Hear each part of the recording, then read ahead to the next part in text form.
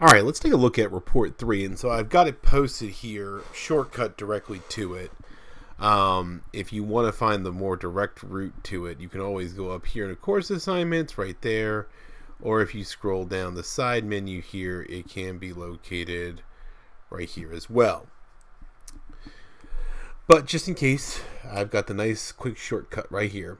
And so you're currently working on report 2, which isn't very long. It's asking you really to consider your research question and your thesis statement.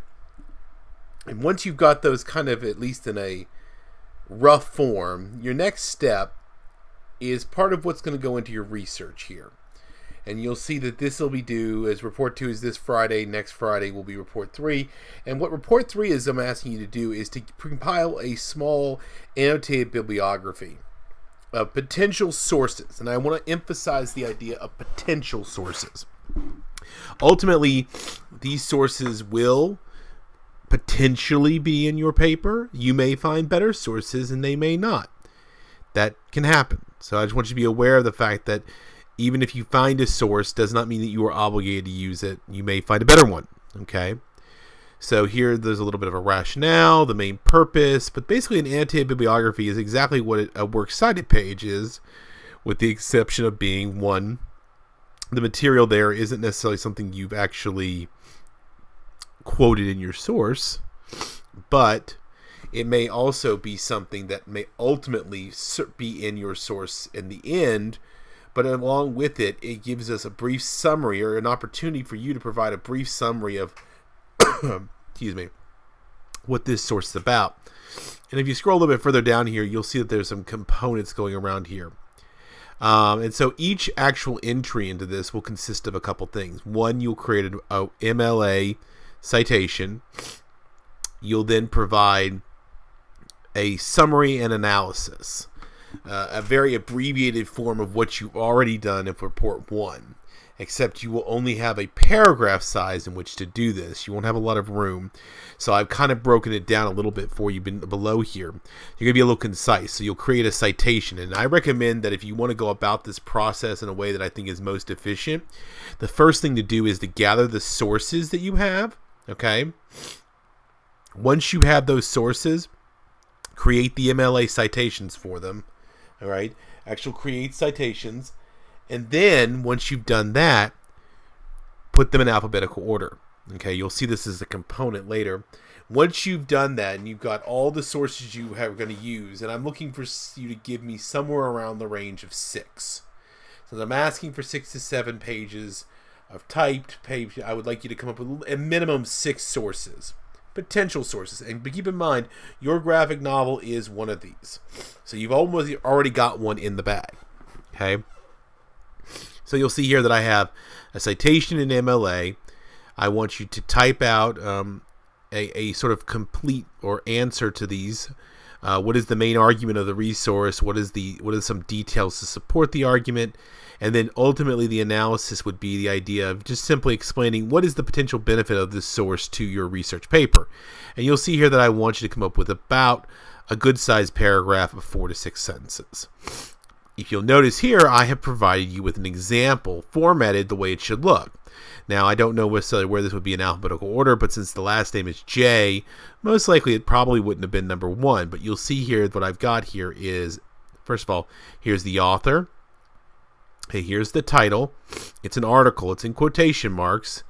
It came from a journal, okay, Clinical Psychology Associates in North Central Florida, Gainesville, Ocala, Florida. Clinical Psychology Associates, 1st of January 2001. It was found online and it was accessed on this date. Okay, that's all the citation information. Beneath that is where all the other information comes from, which is the part I was noting here above, where you're going to summarize and briefly analyze the information for its relevance. So you'll see here I say full numbered citation, full summary analysis, one good sized paragraph. And then I say here it should have 7 to 8, but really 6 because we're doing a smaller version of this. Now, I have provided some links to some other material places that could be of use to you. I will say, oh, you're right. I have to change that link. So I forgot they redirected that thing. They made some changes at the Alpha. Oh, wow. All my links are dead now. Well, that's unfortunate. That's okay, because actually the stuff that they would have told you to do would have been longer annotations. I'm asking you to do a smaller, simpler version of that. I've got a template here for you to work with. Actually, not so much a template. It's just simply the assignment sheet. And you'll see here's that example I was showing you a second ago. But more importantly, I've included an example for you. This is a previous student's work, so you can see them. So you'll notice here B, D, J, M, N, okay, O, P. Okay, notice that this has a movement. Now, they didn't necessarily hit everything as long of the paragraphs I would have liked, but this is pretty roughly formatted fairly well. So it's not, like I said, a perfect example, but at least gives you something to work with so that you can construct this going forward. One other resource I'd like you to direct your attention to, of course, is the research process, which I did ask you to look at some of this already. But all these chapters have material that's useful, particularly in helping you conduct research and go about it. First of all, Chapter 2, how information is organized and found. This is basically a rundown of the Dewey Decimal System versus the Library of Congress. So it gets a little complex, a little crazy here. But again, can be useful for you if you're having to navigate a physical library. Chapter 3, if I remember correctly, is searching library catalogs. This might be a little bit more pronounced and informative to you. And I want you to take particular interest at this part right here. In this panel here on the left, she is actually taking in this thesis statement, okay? She has a couple things she's underlined. Social media, workplace, productivity, lost earnings.